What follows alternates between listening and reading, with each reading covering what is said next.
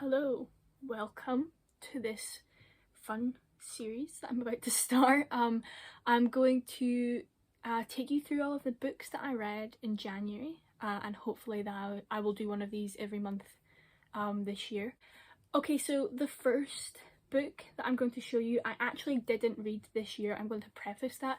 I read it right before New Year's, but in 2020 I really didn't read a lot, and I think reading this book right before New Year's was the first book that I'd read in like months, maybe. So I felt like I had to mention it because it was kind of the book that kicked off getting into the swing of things, even though I didn't technically read it in January. So I'm going to go through this one first and then I'll do my actual January reads. So this book is Too Much Is Not Enough by Andrew Rannells. It's his memoir of his experience from when he moved to New York to when he landed his first ever Broadway role. It's comprised of like short essays about different experiences that he had and periods in that time frame. I loved this book, if I'm being honest. I'm a massive theatre person, and I find a lot of joy in learning about actors. I think learning about them, for me, helps to remind yourself that they're people. I don't know what the word I'm trying to say. Like, you don't want to fall blind to like celebrity worship, I guess, if you can avoid it. I know it's a very difficult thing to be aware of because of social media, but I think I try to remind myself as much as I can that they are just people, and I think learning about them helps me with that. So I was very, very excited to read this book and get a bit of an insight into his career journey and life journey. And I think he's one of my favourite actors, and I have so much respect for the work he does and him that I just really wanted to learn more about him and learn what he writes like and things like that. And I just really found this book very, very fascinating and inspirational, because, you know, it's not like, he said in an interview when he was promoting the book that a lot of people think he cracked out of an egg during Book of Mormon, which was his like first big success. So I think it was really nice to read this and sort of see the struggle and the journey to get where he is now, and I just thought it was really interesting.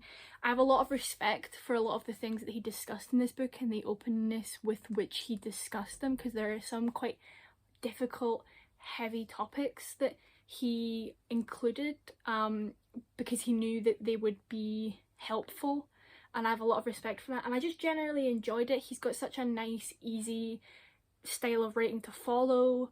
I was never bored.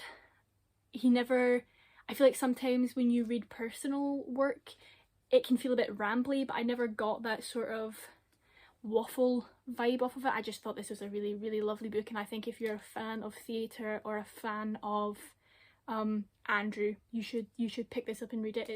It took me like a couple of hours and I just thoroughly enjoyed it. I definitely think that it's one to try. The next book I read was Loveless by Alice Oseman.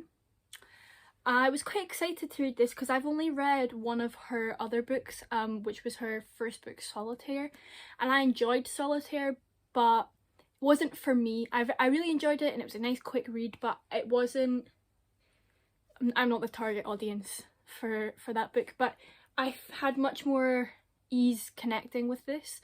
And also you could really feel the improvement, I think, because the only books that I have read of hers are her first book and this, which is one of her most recent, if not her most recent. Don't hold me to that. It was really nice to see the change and improvement in her writing style. I just found it very, very heartwarming.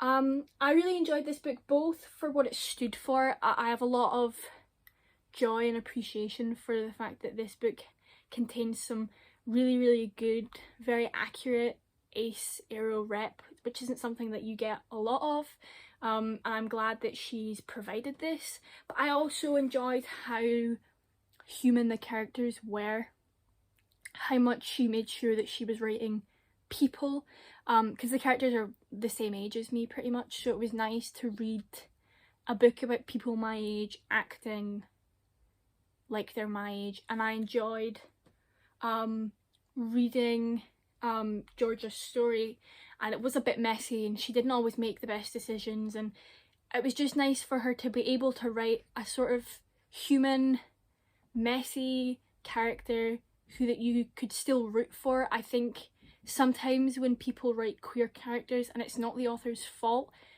people aren't willing to put up with like the mess, which makes a real human being. And I really enjoyed that I still was able to have such a connection and relation to Georgia, which is maybe just because I am queer and it's easier for me to be like, that's a person. But like I just really enjoyed this book. There were some moments where I was a little bit bored, but I think it might have been, if I'm being honest, I think I saw too much of myself in Georgia.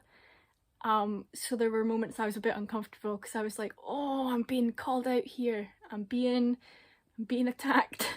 But I definitely recommend it, especially in comparison to her first work. The improvement is like immense. I just think her writing is so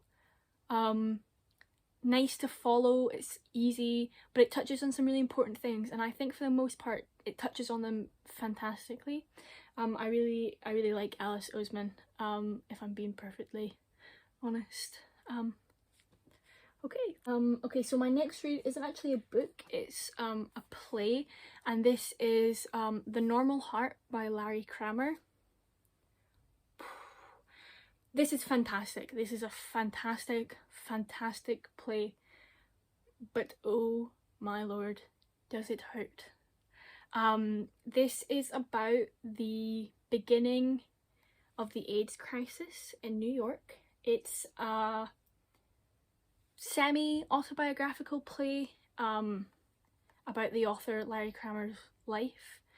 It's about basically, I don't want to describe it in a way that takes away from the importance and the reality of this, but it's basically about this group of gay men trying to get people to listen to them and help them whilst all of their friends are getting ill and dying of this horrible illness that no one understands, and how none of them can, nobody's listening and they can't agree on the best way to get people to listen, and it's just all these people going through this horrible experience, and it was just heartbreaking, and it made me so angry to think of the time then and the amount of people we lost completely needlessly because they belong to a community that people didn't care if they died. It was just horrible. I think it hurt a lot more as well, again, as a person who is queer myself. Like, this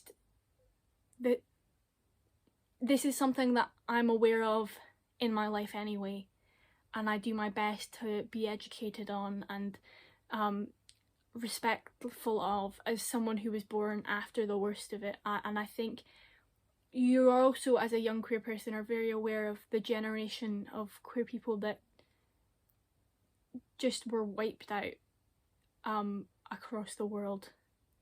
It's a hole that we all feel very viscerally, but we weren't there, you know. And I think reading this and so blatantly seeing the experience, especially in the beginning, before they even knew that it was HIV, they hadn't even realised it was a virus yet.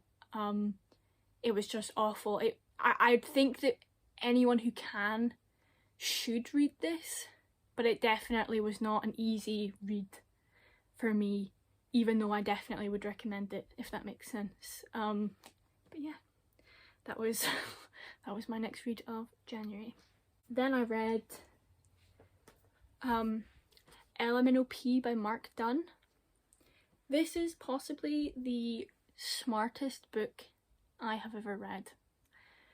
The premise of this book is that it's set on an island called Lmnop, which is named after Nevin Lmnop, who created the sentence, the quick brown fox jumps over the lazy dog, which is the shortest sentence to have every letter of the alphabet in it, if that makes sense. And the premise is there's a statue of him on the island, and one day one of the letters falls down, and the council decide that it's a sign from him that they shouldn't use the letter anymore. And over time, more letters start to fall and be banned, and it's just so impressive. The way it's written through letters of people on the island corresponding with each other, and it's just fantastic. There were so many points where I was like, because it's written in the form of letters, the author has to stop using the letter as the characters can't use it anymore. And I was just so impressed at how well he did it, because you didn't even notice that they weren't there until they brought it up, or until characters were caught using the letters and you're like, where? Like, you don't, it was just, I was just so impressed by this.